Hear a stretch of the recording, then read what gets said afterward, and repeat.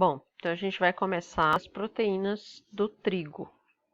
As principais proteínas do trigo são a gliadina, a glutenina e, em menor proporção, algumas albuminas e globulinas. A gliadina e a glutenina são proteínas fibrosas que juntas formam a estrutura conhecida como glúten. Glúten é uma substância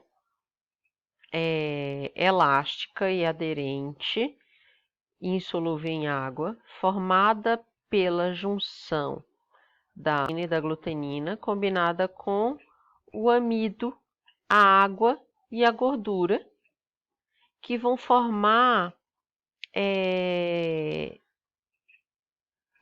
essa substância viscoelástica, que é responsável pela textura da massa dos pães fermentados. E não só pães, dos produtos à base de trigo. Então, elasticidade do macarrão, né, que é uma estrutura gelatinosa, e das massas dos produtos que, quando fermentados, vai ter a produção de gás e a massa cresce, formando aqueles alvéolos, aqueles poros, né, que parecem umas bolinhas de ar dentro da massa do pão, né, que deixa a massa elástica, porque ela estica para o gás se expandir, né, e permite essa expansão. Se o pão não for fermentado, ou se ele não tiver glúten, ele não tem essa estrutura elástica, então ele fica mais duro. Tá? Uma outra dificuldade é quando se faz pão com massa integral, porque as fibras prejudicam essa elasticidade da rede de glúten e impede a retenção dos gases. Aí, por isso que os produtos integrais, em geral, né, têm uma textura menos macia e menos elástica. Ok? E essas proteínas, elas são responsáveis por uma doença que é a doença celíaca, em que algumas pessoas têm uma intolerância a essas proteínas, como consequência de uma digestão, né, incompleta, e aí algumas partes dessa proteína são irritantes para a mucosa intestinal e provocam uma reação inflamatória. E essas pessoas que têm essa doença têm como consequência diarreia, né, distensão abdominal, formação de gases e consequentemente também tem a formação de anticorpos contra essas proteínas. Então, é possível diagnosticar a doença celíaca através de um teste de anticorpos antigliadina e antiglutenina, que indica que está havendo, né, essa reação inflamatória no intestino. Ok? Então, entrou na moda o consumo de alimentos sem glúten, mas na verdade só é necessária para quem tem doença celíaca. Tá? Se o indivíduo não tem diagnóstico de doença celíaca, não há necessidade de excluir glúten da dieta.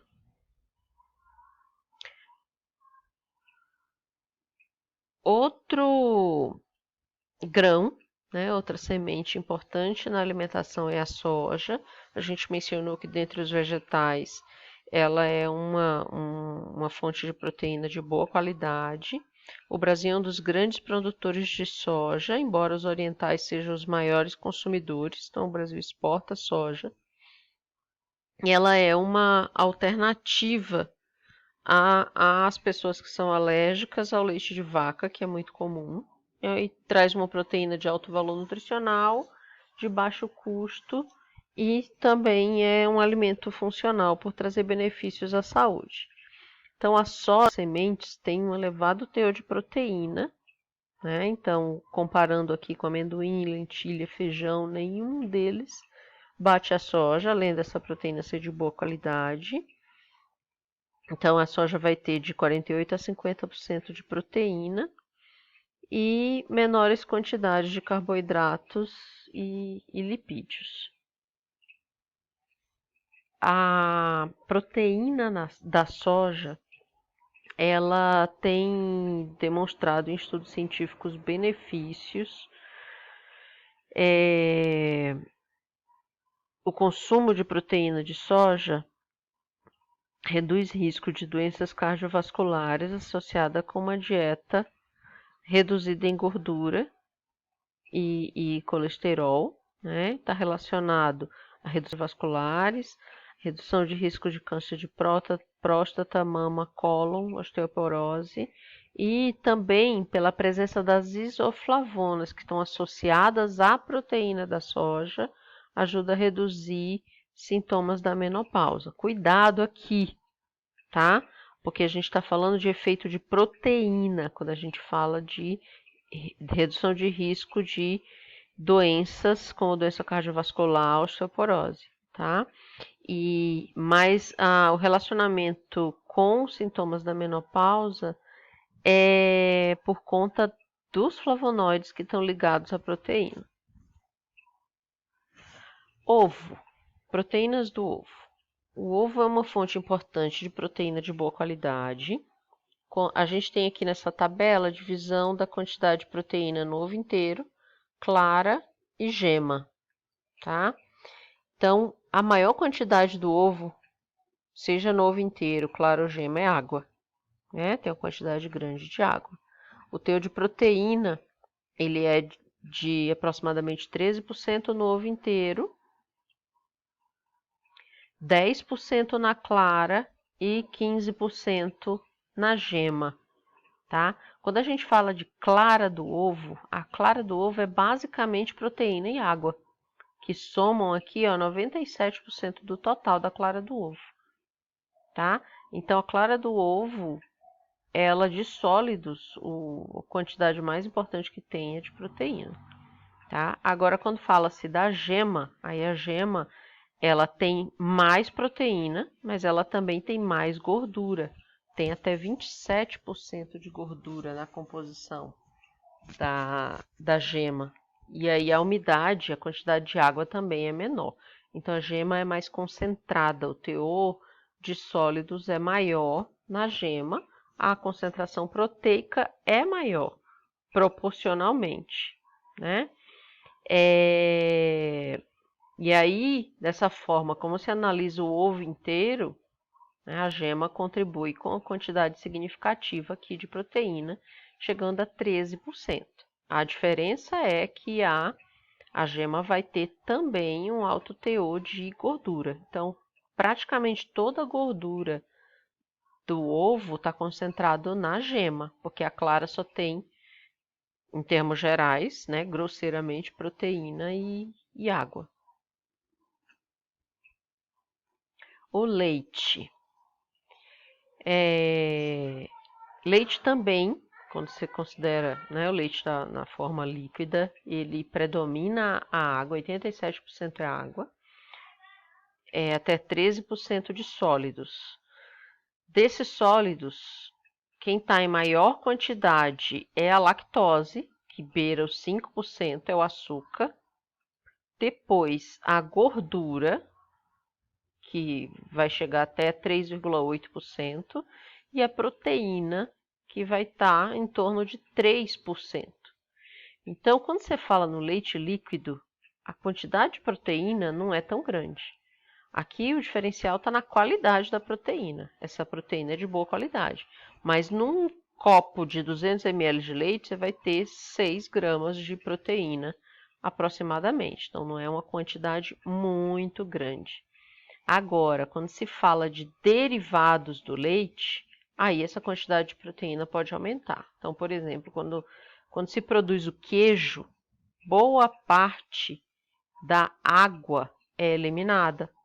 E aí os solutos são concentrados de um modo geral, inclusive proteína. Esse teor de proteína pode se tornar significativo, tá?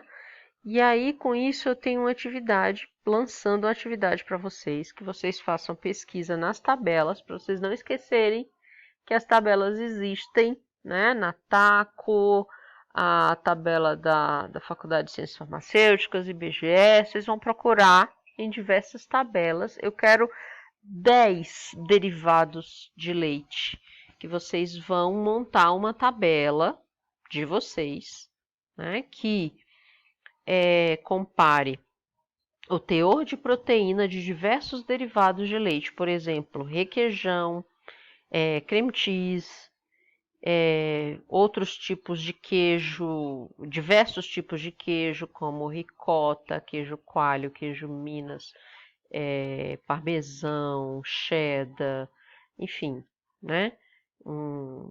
Creme de leite, enfim. Eu quero que vocês montem uma tabela comparando o teor de proteínas, né, desses diversos tipos de derivados de leite para me entregar na semana que vem, ok? Bom, dessas proteínas do leite, elas podem ser divididas em caseínas, que correspondem a 80% do total das proteínas do leite, e as proteínas do soro. No processo de fabricação do queijo, o leite ele vai ser coagulado, né? Se utiliza um processo, seja enzimático ou ácido, que a gente aprende em Ciências dos Alimentos 2, né? Que vai provocar a coagulação das caseínas. Então, essas proteínas aqui, que são mais sensíveis ao pH ácido, elas vão coagular e vão precipitar. E aí se separa um precipitado de um sobrenadante. O precipitado é a massa coalhada, que vai ser formada principalmente pelas caseínas, que arrasta a gordura, porque elas estão em emulsão, e uma parte da água. Mas a maior parte da água vai ficar solubilizando as proteínas do soro, no sobrenadante. Essas proteínas do soro não coagulam, elas ficam dissolvidas junto do resto do material que for solúvel nessa parte aquosa. Então, vai ficar a proteína e a lactose no soro do leite. O soro do leite, para quem não sabe, é whey, em inglês, né? É o famoso whey, é o soro do leite. Quando a gente fala de whey protein, é o quê? É a proteína do soro de leite, são essas proteínas de soro. Né? O whey protein é muito utilizado como suplemento para atleta e retirando a água, né? O whey ele vai ter uma quantidade razoável de proteínas e de lactose. O whey, de um modo geral, né? Que é o soro. O whey protein, parte dessa lactose vai ser removida e a proteína purificada. Então, fica concentrada as proteínas do soro no produto que é chamado de whey protein. Ok? Então, quem são as caseínas? Então, há um mito agora que tem que ser desfeito, quando alguém pergunta normalmente qual é a proteína do leite, a maioria dos estudantes respondem é a caseína. Né? Então, aqui a gente consegue ver, primeiro, não é uma caseína, são várias caseínas que tem no leite. Alfa-caseína, alfa-S1, alfa-S2, kappa-caseína, beta-caseína, gama-caseína. E além disso, tem as proteínas do soro também, não é só caseína, né? Que são beta-lactoglobulina, alfa-lactoalbumina, protease, lactoferrina e uma série de enzimas aqui, né? Além de imunoglobulinas, que são os anticorpos, e a soroalbumina, ou seja, tem uma diversidade enorme de proteínas do leite. Mais na frente isso vai ser importante porque a gente vai falar de alergia, e alergia ao leite é muito comum na infância, e quem for alérgico ao leite pode ter alergia a qualquer uma dessas proteínas, isoladamente ou a várias em conjunto, ok?